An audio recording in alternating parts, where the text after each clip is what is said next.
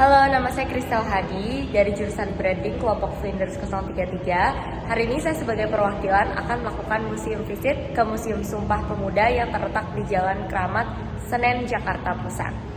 Nah, jadi hari ini saya sebagai perwakilan dari kelompok Flinders 033 melakukan kunjungan ke Museum Sumpah Pemuda. Nah, jadi sejarah terbentuknya gedung ini menjadi sebuah Museum Sumpah Pemuda pada awalnya politis etis, membawa dampak pada berdirinya sekolah-sekolah seperti Sofia, kemudian RHS di Batavia.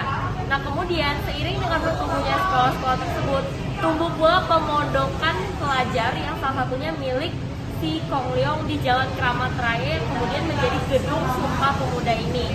Nah, kemudian gedung ini pada tahun 1925 juga pernah disewakan oleh Jong Java yang kemudian digunakan sebagai tempat latihan kesenian dan diskusi politik.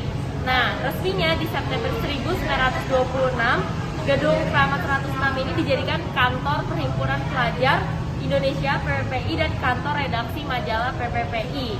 Dan kemudian di tahun 1928, gedung ini kemudian diubah namanya menjadi Gedung Pertemuan Indonesia. Nah, ada beberapa tokoh-tokoh yang pernah tinggal di museum gedung ini. Ada Muhammad Yamin, Abu Hanifah, Amir Syarifuddin, Angga Gani Setiawan, Setiadi, Mama Raya, Sudirto, dan Asad. Dan di 1928, tepatnya di tanggal 27 sampai 28 Oktober, gedung ini digunakan sebagai pusat pergerakan mahasiswa sampai tahun 1934 dan tempat terlaksana Kongres Pemuda I dan Kongres Pemuda II.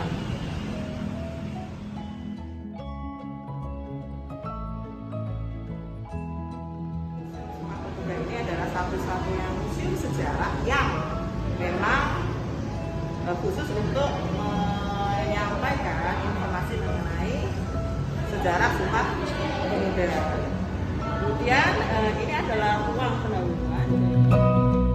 Jadi di sini bisa kita lihat di sini menampilkan peta, ada timeline jadi sejarah Sumpah Pemuda. Kemudian ada juga posisi kita, kalau di bawah ini peta sekitar kita. Jadi kita lihat di situ namanya Westerveen. Jadi dulunya daerah Jakarta Pusat ini nama daerahnya Westerveen, walaupun kalau keseluruhan namanya Batavia. Tapi kalau areanya sendiri sini Westerveen.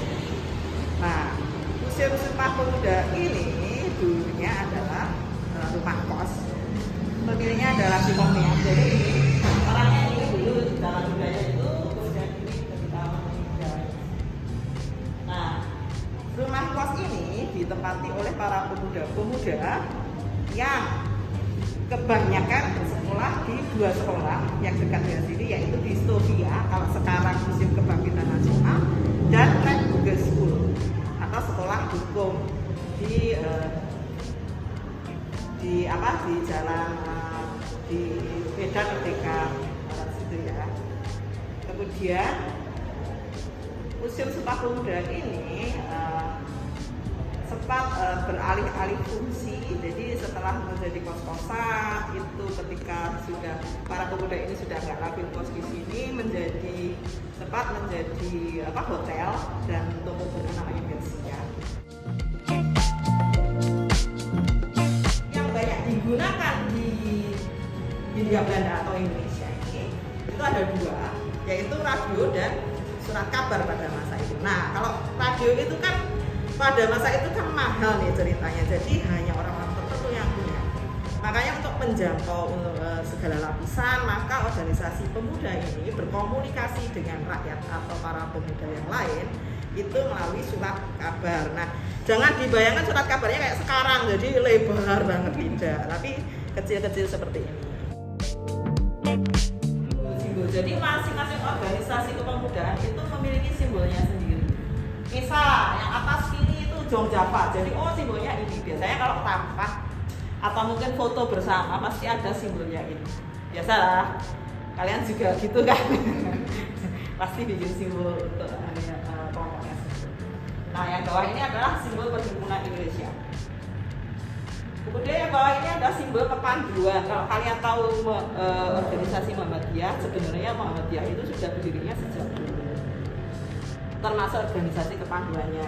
Ini simbolnya. Kemudian PPPI, nanti ini dibahas di belakang.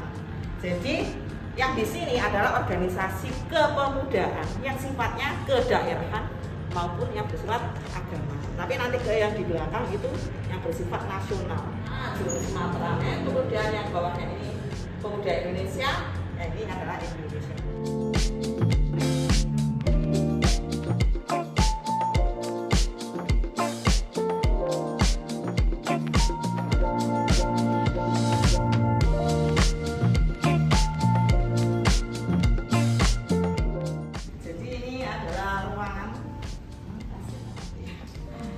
Ruangan yang dua ruangan ini menceritakan tentang pengelolaan gedung dan gedungnya. Nah ini rumah, ini ada pos Kramat 1 ya di sini ini. Kemudian ini ada ceritanya tadi. Kemudian kita lihat dari fotonya. Jadi namanya Karama Muda ya, udah di sini kos-kosan. Ternyata di depan tadi yang di ruang pengenalan tadi itu dulunya ada meja billardnya. Jadi dulunya kita mau kayak gitu, tapi kok nanti malah awalnya pada bermain semua, nanti nggak jadi keliling. Kemudian ini adalah yang penghuni kos pada masa itu. Nah kemudian tadi saya kan sudah menceritakan bahwa gedung Kramat ini itu kan selain disebut sebagai gedung Kramat 106 juga disebut sebagai apa tadi? Musik Pelabuhi. Kemudian disebut juga gedung Langan Siswa. Kenapa kok dinamakan Langan Siswa? Jadi karena dulunya di tadi yang ruangan tadi yang aula tadi. Tapi sebelum tapi dulu ya ruangan yang tadi yang kita tadi kan di ruangan yang menceritakan Kongres Pemuda Satu Daerah itu dulunya nggak ada ruangan itu. Jadi los aula sehingga pada waktu itu peserta kongresnya bisa banyak sekali karena kan meluber sampai luar sini kan. Jadi kacanya itu kan nggak ada, jadi pada melihat dari luar. Sekitar diperkirakan sekitar 700 orang pada masa itu.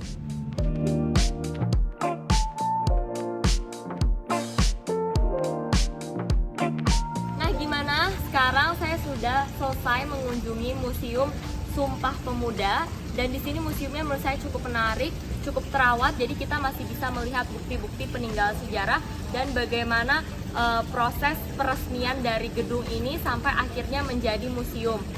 Testimoni dan juga pelajaran yang bisa saya dapat dari kunjungan kali ini tentunya sangat bermakna karena di sini saya bisa melihat proses Kongres Pemuda, terus juga di sini semuanya masih ada bukti-bukti rekaman, ada monumen tokoh-tokoh yang tentunya masih lengkap sekali, jadi kita bisa belajar lebih banyak lagi. Dan menurut saya peresmian museum ini juga merupakan ide yang tepat sehingga seluruh elemen pendidikan baik pengajar maupun siswa ataupun mahasiswa bisa berkunjung mengunjungi museum ini sebagai salah satu sarana untuk meningkatkan motivasi nasionalisme dan patriotisme jiwa para pemuda generasi era milenial tentunya.